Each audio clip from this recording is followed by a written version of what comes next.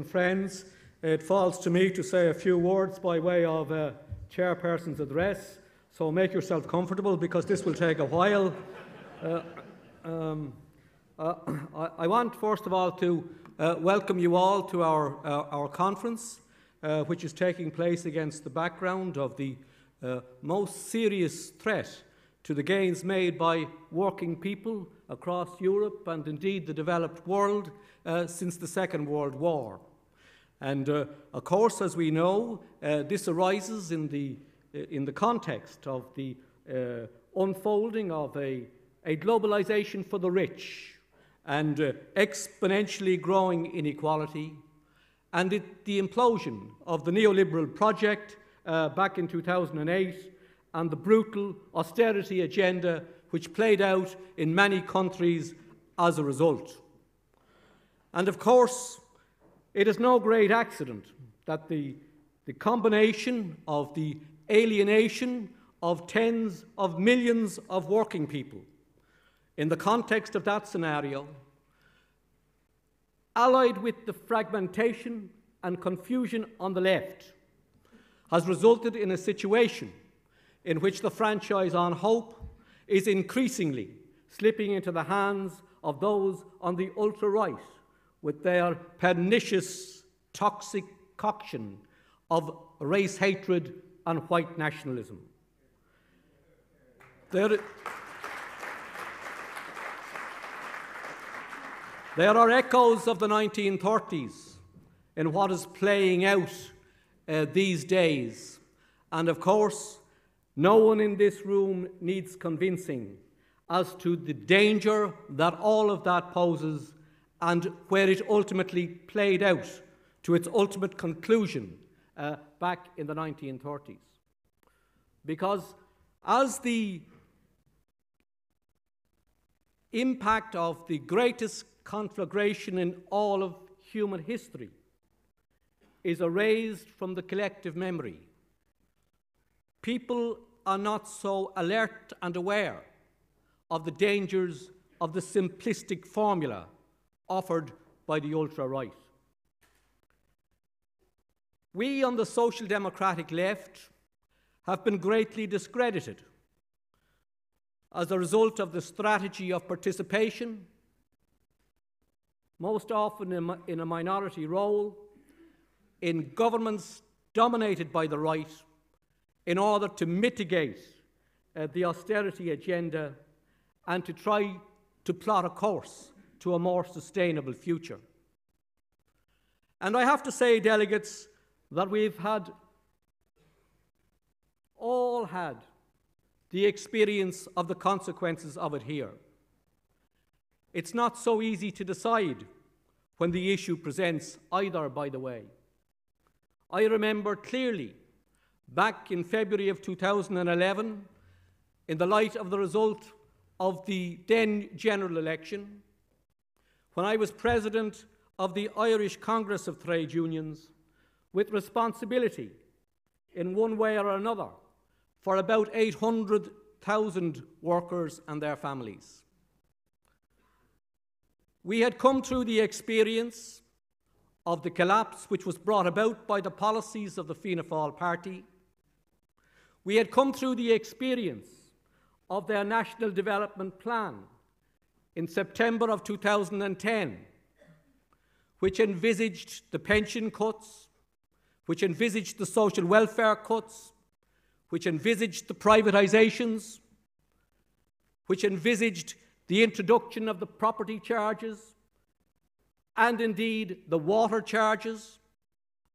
Because whereas it's believed by a great many people that this repugnant recipe was imposed by the Troika, all they did actually, in reality, in October and November of 2010, was to rubber stamp the formula which had already been outlined by the Fianna Fáil government in return for agreement to fund the country.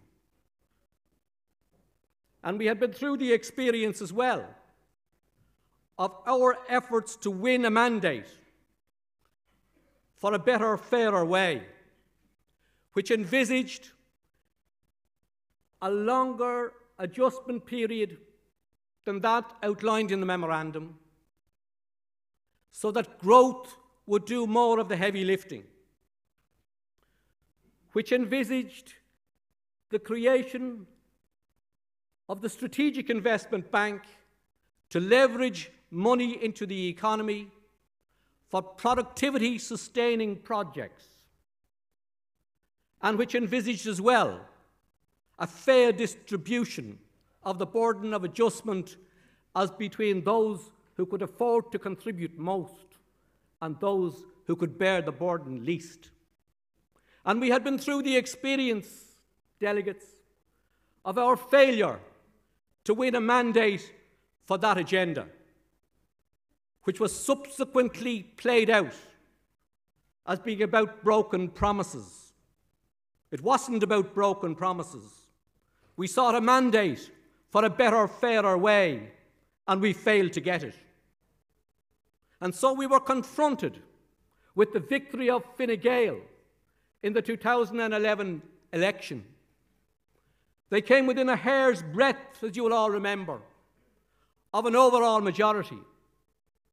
And let there be no doubt, delegates, because I read it from cover to cover, their manifesto differed only from that of the recipe of Fianna Fáil and the Troika, to the degree that it was more brutal still. And I, in that situation, at that time, had my decision to make as a member of this party as to which way we would go. And we had no doubts as to how bad it would be. We had no doubt as to the degree which we would suffer if we went into that government. But I could not, delegates, accept the idea that we should stand by and leave the people of this country to the tender mercies of Fine Gael and the Troika, while we leveraged our own position, our own electoral position, at the expense of the misery of the people. I would not wish to be a member of a political party or a movement that would indulge in such a thing. And the overwhelming majority of delegates at that conference on the 6th of March decided similarly. And that is what happened. And as we all know, the history of it played out so that we ended up, notwithstanding all the mistakes we made, we ended up ensuring that the basic infrastructure of our social welfare system was maintained, even to the degree that there were no cuts in basic rates. We managed to ensure that we lost virtually nothing of our strategic state assets, despite the fact that Fine Gael had promised in its manifesto to sell them all. And we ensured as well that the minimum wage was reinstated and increased twice, and we ensured that the laws which protect hundreds of thousands of workers, more than 250,000 workers at this point today, were not only maintained, but reinstated, not once, but twice, after they were struck out by the courts. And it is an acknowledged fact, delegates, at the level of the International Trade Union Confederation, that this country of ours is still the only country in the world where legislation was enacted to strengthen the collective bargaining rights of workers, albeit insufficiently, against the background of the collapse of 2008, when they were being dismantled across several countries across the world. So that, in fact, was our record in that administration. And ironically, we find ourselves today in the curious situation that working people, many working people, dislike us because they believe we betrayed them. And the speculators and the capitalists dislike us because they know that we didn't.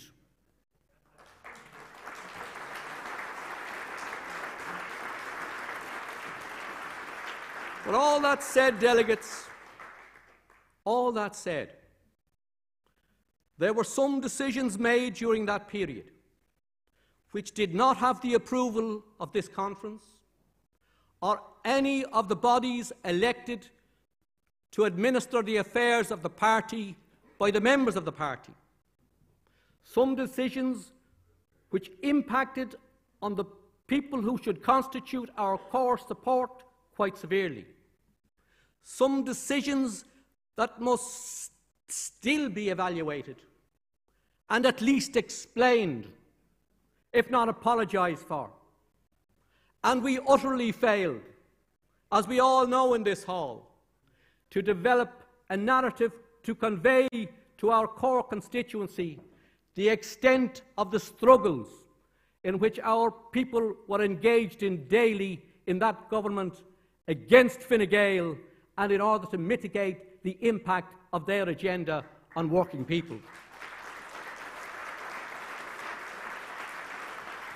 And that failure of narrative, delegates, that failure of narrative, not unique to our Labour Party, quite a common feature of social democratic parties when participating in governments during that period. That failure of narrative cost us very dearly indeed. And as time went on, we became increasingly indistinguishable from Fine Gael, even to the degree that some people formed the view that we were of the opinion that one-sided austerity was a good idea, when no one, not one person in this party, believed that to any degree at all.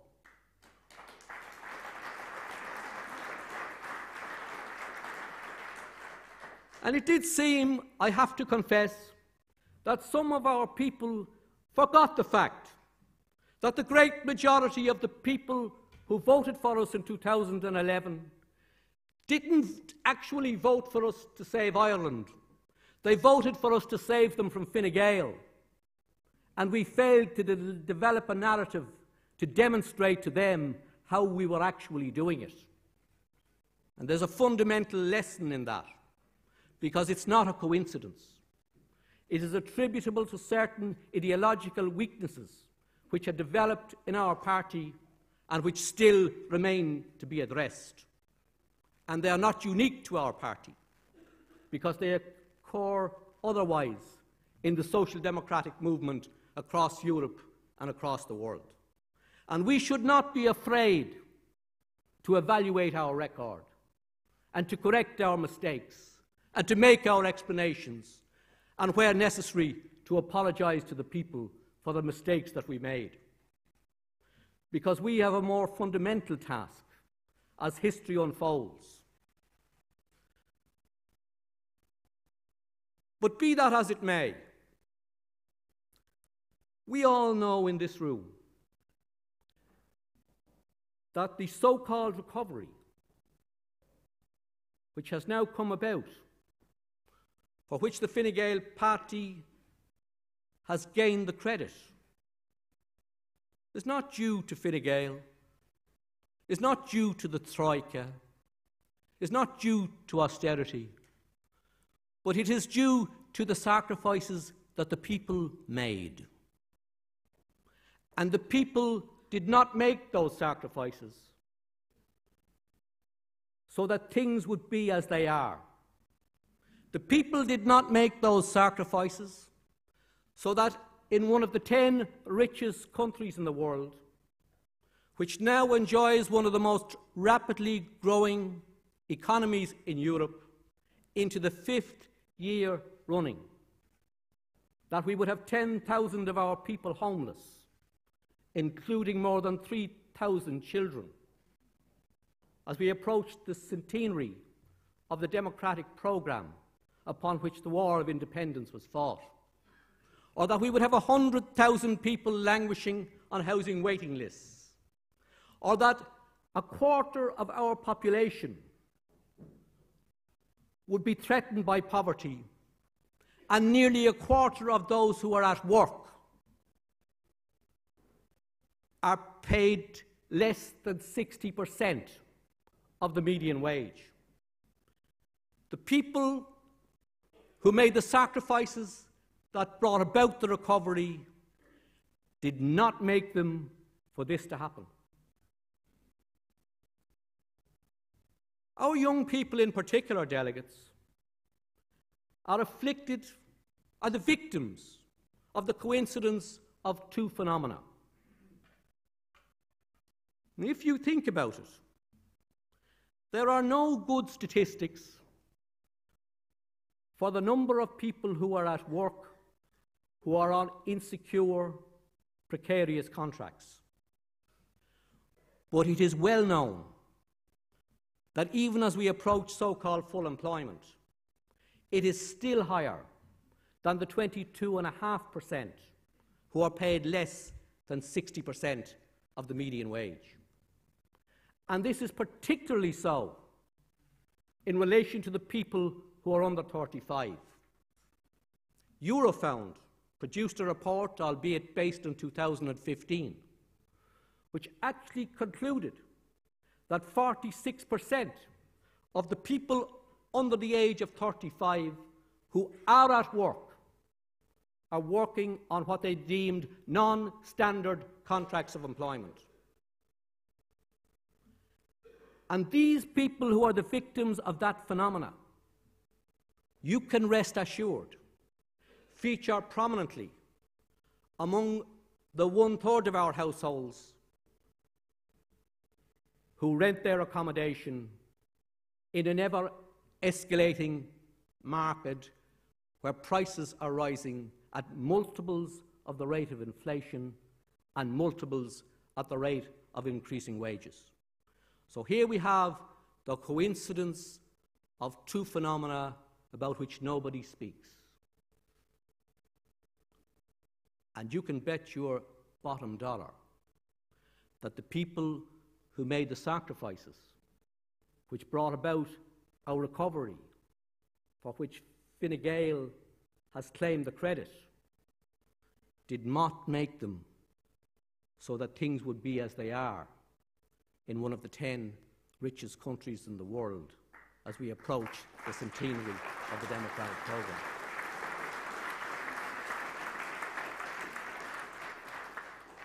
And the reality is, and let us make no mistake about it, delegates, the reality is that politics is ultimately about choice. We can choose to lock away €8 billion in a rainy day fund against the possibility of something that might happen in the future. And it might, by the way. We don't deny that it might. Indeed, as Yogi Berra said, it's very hard to make predictions, especially about the future. But the reality is that the choice that we're making against the possibility that this €8 billion might be able to deploy in the event of a future downturn, which incidentally is highly questionable given EU rules.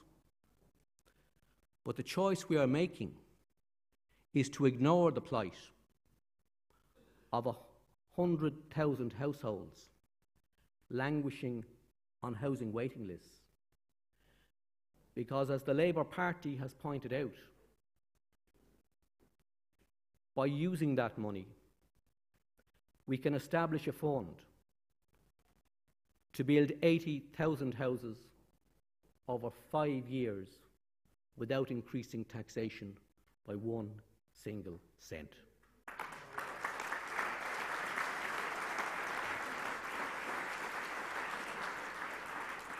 So that's a choice. We can choose as well to buy people's votes by promising them tax cuts at the expense of ignoring the responsibility to rebuild our public health and education services, devastated as they were by the austerity agenda which followed the collapse. And we can ignore as well the reality that we have one of the most grossly inadequate public childcare services in all of Western Europe. And we can go on peddling. And we can go on peddling tax cuts to buy people's votes with their own money so that they can go and pay more to the speculators and the profiteers in the private sector. Because you know, delegates, not everybody loses in a housing crisis. There are winners too. The vulture funds which have invested in property are winners. The big landlords are winners. The speculators are winners. The landholders are winners. And they won't be voting Labour. You can rest assured of that. But the choice is that if we go in the direction that serves their interests,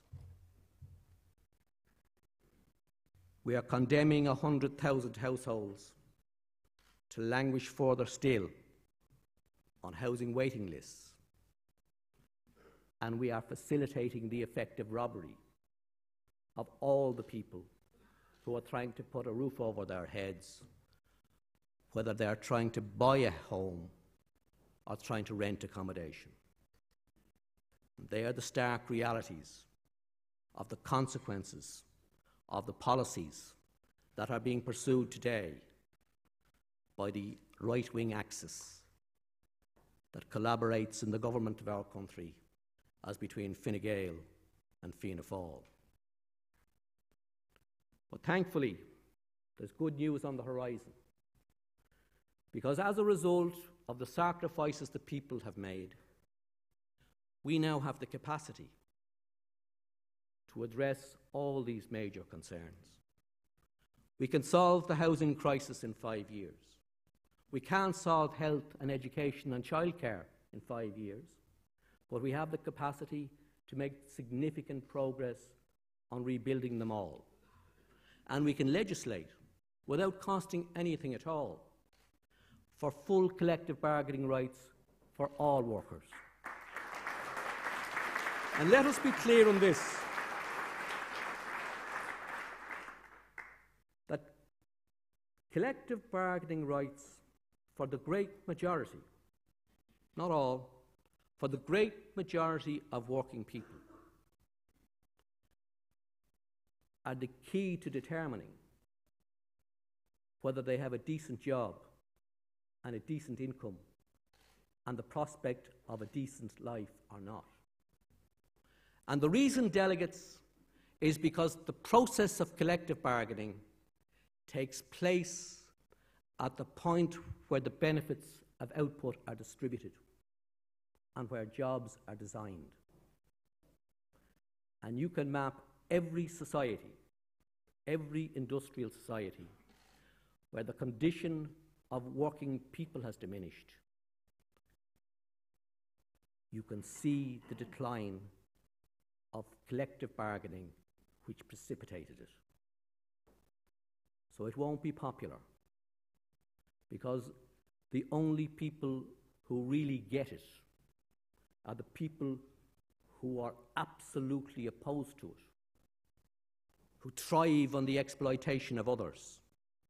But it is absolutely critical that we ensure as we approach the centenary of the democratic programme, that working people in Ireland have the right to combine to bargain with their employer, which is a right which is enjoyed by most workers across the continent of Europe in one way or another.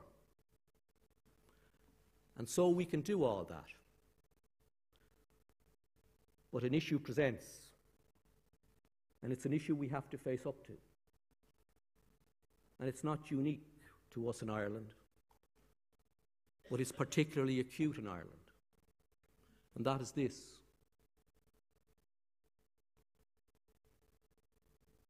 that due to the fragmentation of the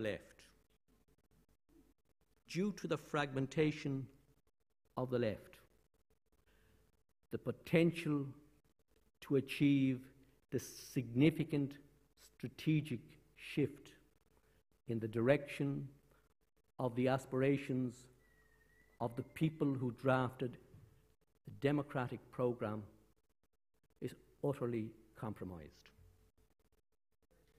It is all very well for us to manoeuvre for the advantage of our organisations, to promote our individual ambitions and our individual agenda. But what, delegates, while all of that is playing out, what about the people whose interests we were founded to serve? What about the people languishing on the waiting lists, or the people who are homeless, or the people who are queuing because they can't pay for health care, while we engage on the left in this endless exercise of going around in circles? Surely it behoves us all to face up to some inconvenient truths as we approach the centenary of the democratic programme. Surely it's time to prioritise the people and to find ways of ensuring that the interests of the people are heard. And if we can find a way to do that, we are on the threshold of the possibility, comrades and delegates, of the realisation of the aspirations that are enshrined in the democratic programme of 1919, upon which the War of Independence was fought. And we in Connolly's party, we have a crucial, central responsibility in regard to all of this, irrespective of what they say about us. We have a crucial responsibility. And as things play out on this island, against the background of the imminence of Brexit, we have a crucial responsibility as well to apply ourselves to the task of reaching across the divide between the communities on the northern part of this island, to build an alliance of working people and civil society for an egalitarian agenda. And so, delegates, if, as appears to be the case, people in the SDLP are in the process of deciding to throw their lot in with Fianna Fáil, we in Connolly's party must stand ready to link up with people on both sides of the community, in the trade unions and the civil society organisations in the north, and with our comrades in the UK Labour Party to organise labour across the border again.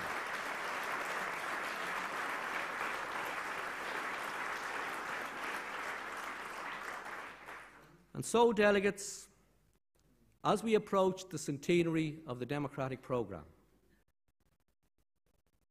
we are in a position of immense, virtually unprecedented possibility to effect the transformation of our society on this island,